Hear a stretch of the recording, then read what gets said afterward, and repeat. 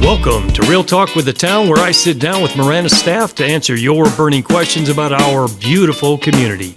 My name is Terry Rozema, and I'm the Town Manager for the town, so let's get started.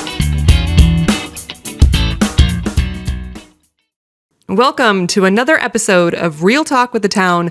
My name is Vic Hathaway, and I'm the Communications Manager for the town of Marana, and this isn't going to be your typical episode.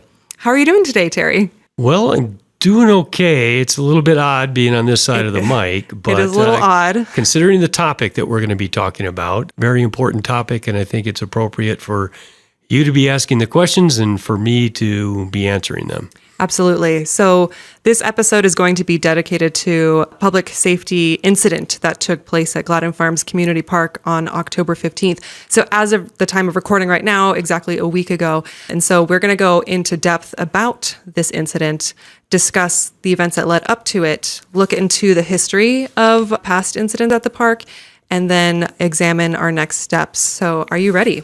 Yeah, I am ready. And I just want to, start off by saying I think it's really important that we hit on this topic, and I know you're going to get into the details, and details are extremely important, and people want to know that. But, why we're doing this now as opposed to a week ago, maybe we should have done it a week ago. I think we kind of felt like the media was going to get the story out there, and they did. I think they'd done a very admirable job. But for all the questions that have been continuing to kind of come in and show up on social media, I think it's just appropriate for us to take this thing from A to Z, soup to nuts, and cover this thing and make sure that people really know what's going on and, the what, the why, the how, what we're doing, where we're going with this.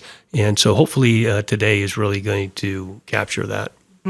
Yeah, we're listening to you guys and we're reading your messages. So even the emails, the phone calls, and the social media posts, we collected as many of the questions that we could find and compiled them here. And hopefully we'll do a good job answering your questions. And if you continue to have questions, please feel free to submit them through maranaaz.gov/realtalk. All right, so let's get started.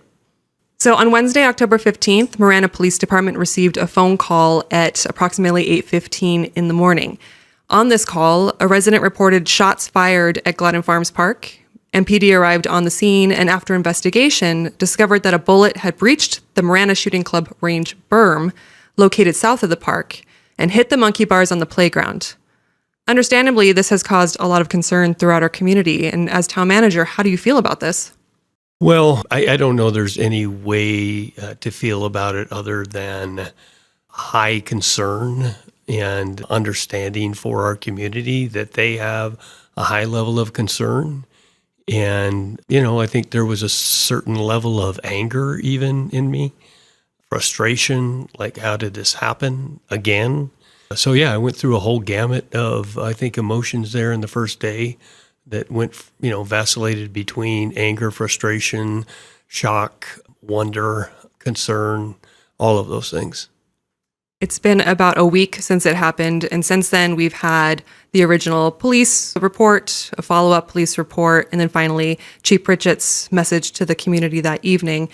And since then, there's been a lot of chatter, especially on social media, and a lot of confusion because Marana Shooting Club range was technically closed to the public that day. So who was using the range? Yeah, so I think, a number of different times it's come out that it was the Sahuarita Police Department that was there shooting, and it was closed to the public, but it's not uncommon for the Marana Shooting Club to allow law enforcement and military to utilize the range on days when it's closed to the public. And full credit to Shane Dilley, the town manager for the town of Sahuarita, and their police chief, John Nolan, for taking full responsibility for it. And they're doing, and I think this is an important point of distinction here because people, it was put out that Sahuarita is doing an investigation of the shooting, but that's an internal investigation of their personnel and their actions relative to their administrative directives and policies and procedures, not about the element of the shooting itself. And that's being investigated by a totally different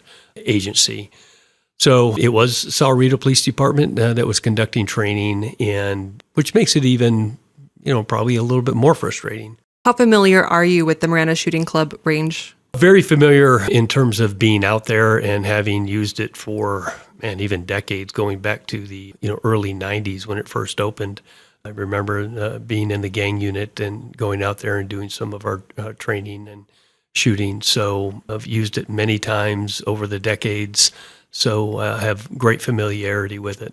Because before town manager, you were police chief here, and then you were... Well, I worked for the city of Tucson, and when I first started out, obviously as a police officer, but worked in the gang unit, worked in a bunch of different assignments. So in a lot of different assignments, and then as the police chief here, our police department, the Marana Police Department, used it here. So had lots of opportunities to utilize that range. Can you describe then how the Marana shooting range is configured and meant to be used for people who may never have actually been there? Sure. It's dug out. It's large dirt berms. I don't know any other way to put it. And the dirt is piled up very high. The earth, it goes down into the earth, and then the berms are built up even higher than that and literally go 30 feet around you in all directions. So it was designed in compliance with all of the National Rifle Association shooting range standards. So it is a very safe range. If you think about it, it's been in operation since 1990. We haven't had an incident until 2020. So that's a good, 30 years, right? If I'm doing my math. 2020, and then this one again in 2025. So in what circumstances or what would have to happen for a bullet to get over the berm? Well, it would have to be somebody who has either made a grave error or they're completely using the range inappropriately, not in compliance with the standards for the actual shooting range. And I am familiar with the one that happened in 2020 because I was the police chief at the time. And in that situation, the investigation clearly showed that people had moved the targets a long distance away. It was probably close to 100 yards away from the berm, which is supposed to absorb all of the rounds. And because they moved it so far away and then moved even further back away from those targets, when they were shooting, they were actually shooting, and because I think at that time they were shooting from a prone position, they were actually shooting up. And because the targets were so far away from the berm, they went over the top of the berm. Now, whether that's what happened in this case or not, we don't know for certain. We believe that something similar may have happened, but the investigation isn't complete, and so we'll have to wait until all the details from that investigation tell us, what exactly happened. Yes, and that incident you were talking about happened June 14th, 2020, when Marana police received a phone call at 9:15 a.m. from someone using the park and experiencing and watching the ricochets in the fields. Does it concern you that this has now happened twice in our community? Yeah, it concerned me tremendously when it happened once. And, we did our investigation and we realized that we had no jurisdiction and authority over the shooting range. That's all run through the state. And so we got the Attorney General's office involved, and they did a review of it and determined that it was an anomaly, which, you think, well, how in the world could you determine that? But, I guess if you're looking at it from their perspective, this range has been in effect for 30 years and you haven't had any incidents of this nature. So you look at this as a one-off. It's a very scary one-off, but it was at that time a one-off. Now that we've had two, we can't afford to have a third, bottom line. There's just no ifs, ands, or buts about it. We cannot have a third incident. And so we're going to make sure that we don't. All right. So now that we've talked about what happened last week and we have reviewed what happened 5 years ago, let's take a bigger step back and look at the origin of the park and the shooting club. So which came first between the two? Yeah, the shooting club and the shooting range has been around much longer than the park. And I want to say 1990 roughly is when the shooting range came into existence. And I know that only because, I was shooting on it back during that time. And the park, I think, came into existence around 2007. It was built by developer Crown West, who developed all of Gladden Farms 1, Gladden Farms 2. They developed the park, and then turned it over to the town. So been in operation since 2007 and the shooting range since 1990. Were there any concerns at the time, do you think, of the proximity between the park and the club? That's difficult to say because the approval for the park actually happened in 2000, so 25 years ago. 25 years ago, the specific plan was approved, and that included the park. I'm not even sure if there's any council members that are on the council that were there 25 years ago or not. There may have been. So what consideration, what thought was given to a park being in, somewhat close proximity to a shooting range? I don't know what discussions were had about that. Okay. So today, a lot of people are sharing with us on social media their feelings about the incident that happened, as well as asking these very questions, right? So a lot of things I asked you, we've heard them from many of our community members. Where do we currently stand? Is the range closed? Is the park safe right now? Great questions. The range as a whole is not closed. The portion of the range where the rounds came from is closed. So the range is set up so that there's a rifle range, and that range points toward and you are shooting toward the east. And it's nothing but vacant desert for miles and miles and miles out that direction. The portion that is closed is the portion where you're supposed to only be using pistols. In this particular situation, they were using rifles. So that was one of the problems in this situation. And that one shoots toward the north and in the direction of the park. So that range itself is closed down completely. So are our residents safe from any bullets coming from the range? Absolutely. And I say that with great confidence. I would go play on the monkey bars if I were young enough to play on monkey bars, but I'm not. I would swing on the swing set, but it makes me nauseous. But I would take my grandkids there, and I would hang out there in that park, play in the splash pad, on the ball fields. I would have complete confidence. Now, do I understand why people are nervous and scared? 100%. And so I do understand that, and I can give all the assurances in the world, and I'll continue to do that. And it's time and distance that will probably make the difference for people and having them feel comfortable if there are people that still have a level of discomfort. Well, I'm grateful for your reassuring words. I think what a lot of people are now wondering is who is ultimately responsible for managing this and making sure it never happens again. Sure. So two things that are going on simultaneously or parallel to one another. One is a request to the Attorney General's office to review this situation again and to step in and make some recommendations and some changes that will absolutely assure that this never happens again. The other thing is meeting with the owners and the operators of the gun range. And, I will give them full credit for being so open to doing whatever it takes to make sure that people are safe. And, it was them that reached out to us and said, we've closed the range. It was them that have reached out to us and said, we want to meet with you, talk with you.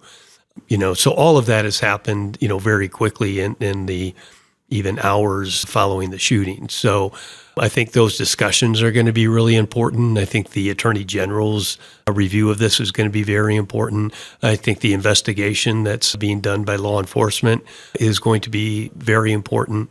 And I think all of those combined, when we get to the end of this thing, will have a solution. I think I'm just going to keep pushing until we have an excellent solution that ensures the safety of our community. So we mentioned that Sarita is doing their internal investigation, that Oro Valley is doing an investigation. It happened in Marana. Why isn't Marana Police Department doing an investigation? Sure. I think that's a great question. I think anytime you have a situation that is high profile, that affects your residents, and you want the assurance that there's a complete unbiased review, because now you have really two different law enforcement agencies involved, right? You have the community of Marana and the Marana Police Department. And I'll tell you, I have 100% confidence that our detectives would do an incredible unbiased review and investigation of this incident. That being said, to ensure that our residents know that we're not hiding anything, we're not sweeping anything under the rug here, full transparency, we'll have somebody else come in and take a look at this. And I think that hopefully gives them an additional layer of confidence that we're not trying to hide anything here. This is very important to us, as important to us as it is to every resident that lives in this area and that uses that park. And so we're just trying to look at the things where people might have concerns. And I think that's one area where somebody could go, well, wait a minute, this happened in your community and, you could hold some level of liability. You might have a motive to try and hide something. And that's not the case whatsoever. So to take that off the table completely, have a completely different jurisdiction, do the investigation and review it. Okay, so we have outside agencies doing their investigations. We have our own internal communications with the shooting club. All of this to say the Marana Police Department can't go to the shooting range and go, you're shut down. Yeah, that's correct. We don't have any authority to shut down a shooting range. It's articulated and delineated in Arizona revised statutes. I don't know the exact statute, but that's why we have to refer it to the Attorney General's office. Okay. And is it possible to determine who exactly shot that stray bullet? Like the individual or the organization? The individual. The individual would be really difficult because we don't have a round to compare it to any weapon. We would have to know the exact second that happened. If there were multiple people, we don't know which round that could have come from. So, yeah, there won't be any way of knowing that. We've talked about your perspective of the park and its safety. What would be your ideal outcome for this? Is it the shooting club doing a reorg of the fields? What do you see? I think it's probably too early for me to try and determine what that solution might be. That's a possibility, and it's one I've obviously thought of, and I think it's one that everybody has probably thought of. Just change the direction of the way people are shooting so we don't have this issue again. And that may be the best solution, but I'm not going to sit here and pretend like that's the only solution. There may be other options and that I'm not thinking of and that will be borne out in this investigation. So I think we'll wait until all the facts are in so that we know. We'll compare it to the first incident and evaluate what steps are most appropriate going forward, again, to ensure that this never, ever happens again. How long would you say an investigation like this will take? Well, I think the law enforcement investigation won't take very long. My guess is we'll have some answers here within the next week or two, trying to set up interviews with all of the people that were there at the time of the incident. It does take some time, but I wouldn't imagine it'll take longer than a couple of weeks. The Attorney Generals, we're kind of at their mercy. And I do remember that it took quite some time for them to get back to us and let us know. And they basically sent us a letter saying they weren't going to take any further action because, in essence, I'm not quoting them, but they considered it an anomaly. So is that going to take a month? Is it going to take 6 weeks? Could be. Okay. So I think, it's easy for me to say we're just going to have to be patient, but that's the reality. We're just going to have to wait until they respond. All right, Terry. Well, that concludes my questions for you. Thank you for sharing the mic with me and letting me sit in the seat of host. It may have been a little bit of a different experience for you, me, and the listeners. Usually I'm sitting behind the computer producing the sound. So I just want to hand it back over to you for any final remarks. Yeah, I appreciate this. And I think it was a good idea by you and Andrea to get the story out there and maybe we should have done it much earlier, in hindsight. But, the news media, I think, has done a good job. But again, I don't think that they can fully tell the story the way that we're telling the story here on this podcast. And so I do hope that it's helpful. And I do hope that our listeners, our residents know how much of this government body, the municipality of the town of Marana, cares about its residents, wants to do the right thing. Safety is paramount for somebody as myself, spending 36 years in law enforcement. It's really, my life. And so ensuring people's safety is of utmost importance and concern to me and to the town as a whole. I know to Chief Pritchett. So we're not going to rest until we have good answers to this, and we're going to work with the people directly involved with the shooting range to make sure that we make whatever changes have to be made. All right.